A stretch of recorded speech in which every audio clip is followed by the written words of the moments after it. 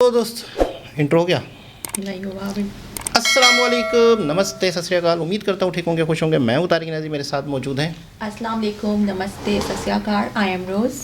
तो स्टार्ट करते हैं वीडियो को। वीडियो का टाइटल है धुरंधर मूवी ने पाकिस्तान के कराची के लियारी का काला इतिहास को दुनिया के सामने लाया।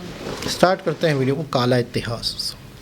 जो धुरंधर मूवी अभी हाल ही में पाकिस्तान में आई है वो किस हद तक रियलिटी बेस्ड है? मैं तो ताहिर साहब से ही पूछूंगा सबसे पहले कि साहब ये पाकिस्तानियों में इतना इंटरेस्ट क्यों है? लेकिन वो मुझे बताते हैं कि जो फैक्ट्स हैं वो बिल्कुल फैक्ट्स हैं, तो इसलिए पाकिस्तानी रिलेट कर रहे हैं। सही। तो सर वहाँ पे एक चीज़ दिखाई गई है कि उनको वो सिर्फ लैंड इसी तरह दिखाई गई है कि वहाँ पे गैंगस्टर बहुत हैं। क्या ये एग्जिस्ट करती है वाकई में वहाँ पे गैंगस्टर? लियारी के अंदर जो ना गैंगस्टर लाए गए हैं, कराची को बाकायदा तौर पर प्लानिंग के साथ तबाह किया गया। और ये जो तबाह किया गया किसकी प्लानिंग थी? ये प्लानिंग हमारे हुक्मरानों की प्लानिंग थी कि कराची को तबाह किया जाए, क्योंकि कराची हमेशा कराची जो ना अपोजिशन का शहर रहा है। और गैंग वॉर हुई, लेकिन उस गैंग वॉर की वजह से जो कत्लो गारतगिरी हुई और वो आपसी इख्तलाफात और आपसी मंशियात के लेन देन के ऊपर था। ये दो मंशियात फरोश ग्रुप थे जो आपस में लड़े और वो गैंग वॉर की सूरत इख्तियार कर गई थी। वहां तक तो बात ठीक थी, यहाँ तो बात दूसरी है। इस वक्त हमें जिस तरह के नेशनल सिक्योरिटी चैलेंजेस हैं उसमें उनका नैरेटिव मेल नहीं खाता। उसके बाद आगे फर्दर जो है कहानी दिखाई गई, एसपी चौधरी असलम की कहानी दिखाई गई, रहमान दकेत की कहानी दिखाई गई। तो उस टाइम पे जो मौजूदा हुकूमत थी वो कौन सी थी? मुस्लिम लीग नून की थी। तो दोस्तों आज की वीडियो काफ़ी इंटरेस्टिंग है और हमें यह बताता है कि जो धुरंधर मूवी रिलीज हुई थी, जिस पर आप हम सभी जानते हैं कि कितना बवाल मचा था, न सिर्फ भारत के अंदर बल्कि पाकिस्तान के अंदर भी। डिस्पाइट कि इसके कि पाकिस्तान के अंदर धुरंधर मूवी बैन कर दी गई थी, फिर भी धुरंधर मूवी पाकिस्तानी मीडिया के अंदर और पाकिस्तानियों में धूम मचाता रहा, जिस पर लंबी चौड़ी डिबेट होती रही कि क्या धुरंधर मूवी वाकई में जो कहानी उसमें दिखाई गई है क्या वो सच है या नहीं है। जिस पर शुरू में तो पाकिस्तानी मीडिया बिल्कुल इसको नकारती रही और यह दावे करती रही कि यह तो भारत का एक प्रोपेगेंडा है। खुद मोदी जी ने धुरंधर मूवी की स्क्रिप्ट लिखी है, यानी ऐसी कोरी गप्पे पाकिस्तानी मीडिया धुरंधर मूवी के खिलाफ करता रहा।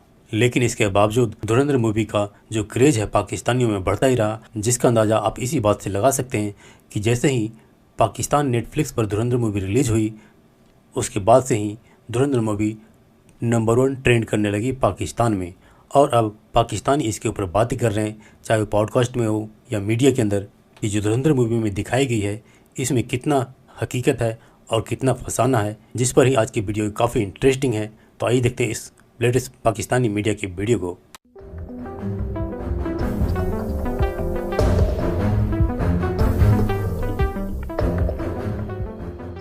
हमारे साथ मौजूद हैं जमशेद हुसैन साहब। तो आइए उनसे कुछ सवालात करते हैं। अस्सलाम वालेकुम। वालेकुम सलाम। Thank you so much sir, आपने हमें इतना कीमती वक्त दिया। और आज हम कुछ सवालात करने जा रहे हैं। जो धुरंधर मूवी अभी हाल ही में पाकिस्तान में आई है वो किस हद तक रियलिटी बेस्ड है? तो उसके अंदर काफ़ी ऐसी चीज़ें दिखाई गई हैं जो कि फैब्रिकेट करके करेक्टर्स दिखाए गए हैं। लियारी को बहुत ज़्यादा फैब्रिकेट करके दिखाया गया है। सबसे पहले तो पता है कि लियारी जो इलाका है कराची का वो एग्जिस्ट कैसे करता है, लाइक वो उसकी क्या रियलिटी है, उसको गैंगस्टर के तौर पे क्यों दिखाया जाता है, वहाँ पे क्या गैंगस्टर ही बसते हैं या किस तरह से? लेकिन लियारी जो है वो पाकिस्तान का एक बहुत खूबसूरत चेहरा है, लेकिन इस खूबसूरत चेहरे को जो है ना वो इस पर जो ना दागदार किया पाकिस्तान की हुकूमतों ने, पाकिस्तान के ऐसे लोगों ने जिनको जो ना जिनका तसव्वुर भी हम सोच कर नहीं कर सकते कि ऐसे लोग ऐसा कुछ कर सकते हैं। एक पूरी पॉलिटिकल पार्टी ने जो ना लियारी को तबाह किया। कभी भी वहाँ से पीपल्स पार्टी नहीं हारी थी इलेक्शन। हमेशा जो ना पीपल्स पार्टी अगर खंबे को भी इलेक्शन वहाँ से टिकट देती तो वो जीत जाता, क्योंकि जुल्फ़िकार अली भुट्टो जो है वो 1970s में वहाँ गए थे और उन्होंने लियारी का वो बच्चा उठाया जो ज़मीन पर पड़ा हुआ था, जिसको कोई नहीं उठाता, उसको उठाया और अपने गले लगाया। तो लियारी के लोगों ने इतनी मोहब्बत की जुल्फ़िकार अली भुट्टो को, इसके अलावा किसी को वोट नहीं दिया। उन्होंने सिर्फ उस कंसीडर के लिए उसको उन्होंने कंसीडर किया कि हमारे एक बच्चे को उठाया, उससे मोहब्बत की, हमारे चाय के प्याले में उन्होंने चाय पी जिसमें हम पीते हैं प्याए, और हमारे बराबरी वो आ गया। उसने एक ऐसा रुझान दिया तो लोगों ने मोहब्बतें करना शुरू। वहाँ पर स्पोर्ट्स खेलने वाले बेइंतहा लोग हैं। वहाँ पर आज पूरे पाकिस्तान के अंदर अगर कहीं पर डंकी रेस होती है, यानी गधे गाड़ियों की रेस होती है, वो लियारी के अंदर होती है, जहाँ पर वो पूरी रेस जो है ना लियारी से शुरू होती है, बंस रोड से शुरू होती है और जाकर जो है ना सीवीए पे ख़त्म होती है। वो दुनिया को बहुत अच्छा चेहरा था जो लियारी के लोग करते थे। लियारी के लोग सुबह को उठकर, उनकी कोई बहुत ज़्यादा खुराक नहीं होती है, वो बेचारे पकौड़े और डबल रोटी के साथ नाश्ता करते हैं अपना। वहाँ के लोग चाय आज भी जो है ना वो काली पीते हैं, क्योंकि दूध के पैसे नहीं होते उनके पास। लेकिन लियारी के लोगों को इस तरह की मूवीज़ के ज़रिए से लियारी का वो कैरेक्टर दिखाया गया जो जिसके अंदर कुछ सच और बहुत ज़्यादा झूठ था। सही। तो सर भी वहाँ पे एक चीज़ दिखाई गई है कि उनको वो सिर्फ लैंड इसी तरह दिखाई गई है कि वहाँ पे गैंगस्टर बहुत हैं। क्या ये एग्जिस्ट करती है वाकई में वहाँ पे देखिए, गैंगस्टर? लियारी के अंदर कोई गैंगस्टर मौजूद नहीं थे। लियारी के अंदर जो ना गैंगस्टर लाए गए हैं, इसको बाकायदा तौर पे प्लानिंग के ज़रिए से तबाह किया गया। और प्लानिंग की वजह ये थी कि कराची एक आसान जगह थी, क्योंकि समुंदर करीब था हमारे करीब, और हमारे यहाँ बलूचिस्तान का रास्ता करीब था, हमारे यहाँ दीगर रास्ते करीब थे, जिसके ज़रिए से यहाँ पर मंशियात और दीगर चीज़ें जो ना फैलाई गई और गैर मुस्तहकम करने की कोशिश क्यों की गई। क्योंकि लियारी के अंदर जो ना वो एक बस स्टैंड था, जो बलूचिस्तान से गाड़ियाँ आती थी सारी वहीं रुकती थी। वहाँ से स्मगलिंग के ज़रिए से मंशियात दीगर चीज़ें कराची में लाई जाती थी और वो वहाँ से बिकती थी। और कराची यहाँ पर नौजवानों के पास काम होता नहीं था, उनके ज़रिए से जो ना गरीब लोगों के ज़रिए से मंशियात आगे बेचते थे। और लियारी के अंदर आज भी कच्चियों की एक आबादी है, जहाँ पर अक्सर ख़वातीन जो ना लोगों के घरों में काम करती हैं कराची में, और जाकर वो अपना गुजर बसर करती हैं। इस तरह का सिलसिला था। कराची को बाकायदा तौर पर प्लानिंग के साथ तबाह किया गया। और ये जो तबाह किया गया, किसकी प्लानिंग थी? ये प्लानिंग हमारे हुक्मरानों की प्लानिंग थी कि कराची को तबाह किया जाए, क्योंकि कराची हमेशा कराची जो ना अपोजिशन का शहर रहा है, इक़्तिदार वालों का शहर नहीं रहा। जब इक़्तिदार वालों का शहर नहीं रहा तो उन्होंने कहा जब शहर ही हमारा नहीं है तो जाए पहाड़ में। तो सर ये सब स्टार्ट कहाँ से हुआ? हम जो देखते हैं मूवी के अंदर 1999 को दिखाया गया, उसके बाद आगे फर्दर जो है कहानी दिखाई गई, एसपी चौधरी असलम की कहानी दिखाई गई, रहमान डकैत की कहानी दिखाई गई। तो उस टाइम पे जो मौजूदा हुकूमत थी वो कौन सी थी? मुस्लिम लीग नून की थी, पीपल्स पार्टी की थी, इस तरह के लोगों की हुकूमतें थी। अच्छा, अल्ताफ़ भाई तो बहरहाल अल्ताफ़ भाई तो कराची का वो करैक्टर है ना, जो तो उनके बारे में मशहूर है कि उन्होंने जो ना वो पाकिस्तान का परचम भी नज़र आतिश किया कायद-ए-आज़म के मज़ार के सामने, और इस तरह की चीज़ें हुई और उनको जो ना उठाया गया, क्योंकि पाकिस्तान के अंदर एक रजीम आ गई थी। उस रजीम का ये काम था जो ज़िया साहब के ज़माने में थी। उन्होंने कहा कि पीपल्स पार्टी को और जमात इस्लामी को डैंड डालने के लिए क्या काम किया जाए, उन्होंने एमक्यूएम बना ली। अच्छा, एमक्यूएम बनी ये कि वहाँ पर रहने वाले जो महाजर थे, जो उर्दू बोलने वाले थे, वो महरूमियों का हिस्सा थे। महरूमियों का हिस्सा इसलिए थे कि उनको आए दिन कोई ना कोई पठान, कोई पंजाबी आकर उन पर अटैक करता था। वो बेचारे गरीब थे वो, लेकिन उनको एक मसीहा नज़र आया अल्ताफ़ हुसैन की सूरत में। उन्होंने कहा नहीं जनाब, स्टैंड तो लेना है। फिर उन्होंने स्टैंड लिया। फिर कराची के अंदर ये नारा लगा, चरिया महाजर चरिया, अल्ताफ़ के पीछे चरिया। नीचे जो ना वो बोतलों के शीशे डालकर उसके ऊपर वो नाचते थे, वो मगन होते थे इमरान खान की मोहब्बत को। जहाँ वो जो मोहब्बत थी वो तो पता नहीं कहाँ की मोहब्बत थी। एसपी चौधरी असलम का जो बहुत ज़्यादा हाईलाइट किया जा रहा है, उनकी कहानी क्या थी, एक्चुअल कहानी, वो कौन थे? चौधरी असलम साहब तो जो है वो एक पुलिस वाले थे, और इन्होंने अपनी नौकरी जो है ना वो मेरे ख्याल है FIA वगैरह से शुरू की थी। फिर वो पुलिस में चले गए और आहिस्ता आहिस्ता उन्होंने जो है ना वो अपना एक ट्रैक रिकॉर्ड बनाया, जिसके अंदर उन्होंने पुलिस को कैसे जो है ना वो इस्तेमाल करना है, ताकत को कैसे इस्तेमाल करना है, उसका उन्होंने हिस्सा बना। और आज चौधरी असलम हमारे दरमियान में नहीं है, लेकिन चौधरी असलम जो है ना वो एक मारवाए कानून जो है ना वो सज़ाएँ लोगों को देता था, लोगों को जो है ना वो रैंसम की मनी लोगों से पैसे लेता था, इस तरह की चीज़ें चौधरी असलम करता था।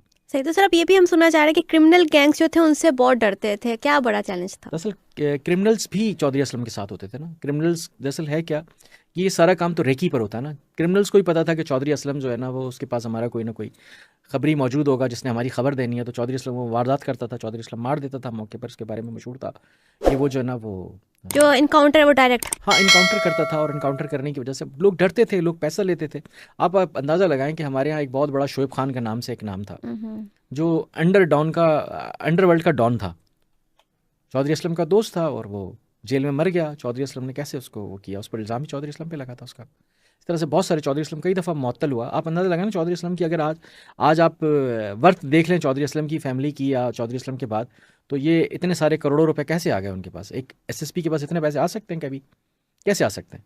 तो इस पर बात करें, चौधरी असलम कोई अमीर घराने से ताल्लुक तो था नहीं उसका। तो पाकिस्तान में सब कुछ हो जाता है। सही। तो जब वो वापस उनको सस्पेंड जब कर दिया गया, तो हमने मूवी में देखा उनको वापस लाया जाता है रहमान डकैत को मरवाने के लिए। रहमान डकैत उनके लिए बहुत ज़्यादा खतरनाक साबित हो गया। रहमान डकैत को मरवाने के लिए नहीं लाया जाता। देखिए है क्या रहमान डकैत का वाकया।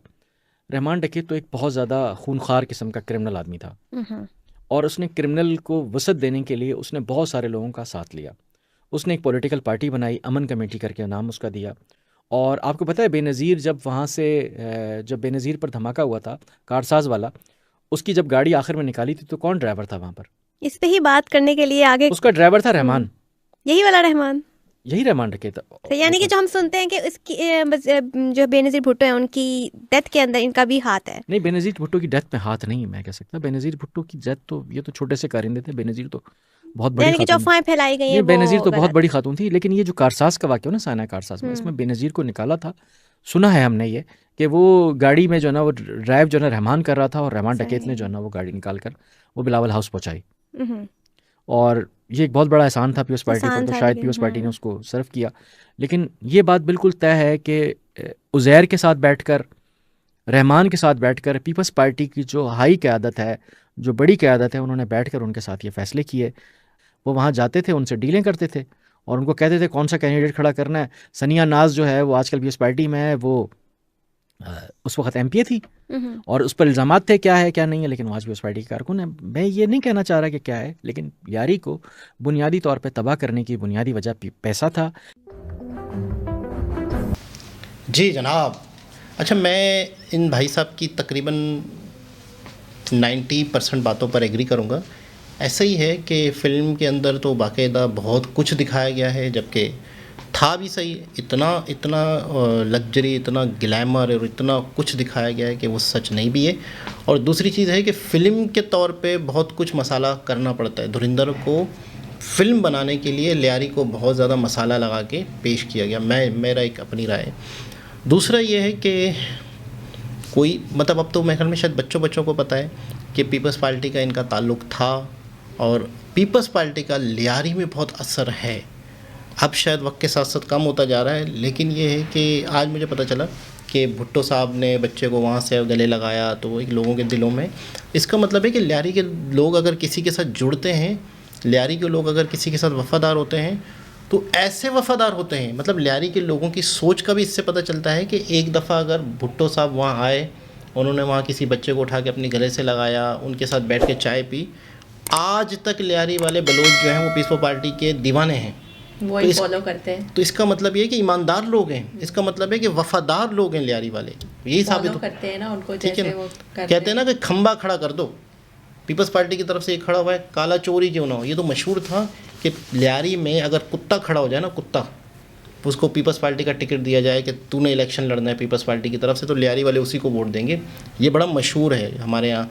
मेरी रिहाइश जो है वो लियारी के बहुत करीब है, यानी कि बहुत ही मतलब है कि लियारी थोड़ा सा यूँ समझ लें कि 5 मिनट बाय वॉक जाओ तो समझो लियारी शुरू हो जाता है, इतना करीब है। तो बहुत सारी वहाँ की चीज़ें पता हैं। फिर तो वहाँ पर गैंगस्टर भी हैं, ख़त्म हो गया अब मैंने तो, भी यही सुना है।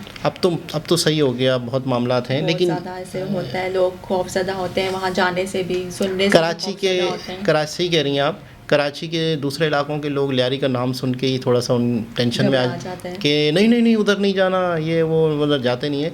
तो लियारी बहुत अरसे तक एक नो गो एरिया टाइप रहा, लोग वहाँ जाते हुए। लेकिन अब मैं समझता हूँ कि आप रात को 2 बजे भी वहाँ चले जाएं। अच्छा, छीनम झपटियाँ, मोबाइल छीनना, डकैतियाँ तो पूरे कराची में हैं, पूरे कराची में ही होती हैं, तो वो लियारी में भी होती होंगी। लेकिन मैं आपको सच बताऊँ कि कहते हैं कि अब वो चीज़ नहीं रही लियारी में, उस तरह से मामलात नहीं रहे और बहुत सारे लोग बेटर हो गए, बहुत बेहतर हो गए हैं, वो चीज़ें ख़त्म हो गई हैं। अच्छा, अब तो जगह जगह रेंजर्स की चौकियाँ बनी हुई हैं लियारी में। बाकी ये कि भाई साहब ने बिल्कुल सच कहा कि बनाए जाते हैं, ये जो लोग होते हैं, सियासी पार्टियां जो होती हैं इनको इस्तेमाल करती हैं। पूरी दुनिया में गैंगस्टर जो होते हैं कहीं ना कहीं उनका सियासत वालों का हाथ उनकी पीठ पे होता है। क्यों होता है? उनसे काम लिए जाते हैं, उनको सपोर्ट किया जाता है, उनको मुख्तलिफ़ कामों में इस्तेमाल किया जाता है। अगर वो कहीं फंसते हैं तो फिर उनको निकाला करते हैं उनको, फिर उनको निकाला भी जाता है। तो खैर बहरहाल धुरिंदर मूवी ने तो अब पाकिस्तान की तरफ से एक है मेरा लियारी के नाम से फिल्म आनी है, उसका जवाब देखते हैं वो क्या होती है। दोबारा किसी और वीडियो के साथ आपसे मुलाकात होती है, जब तक के लिए अल्लाह हाफ़िज़।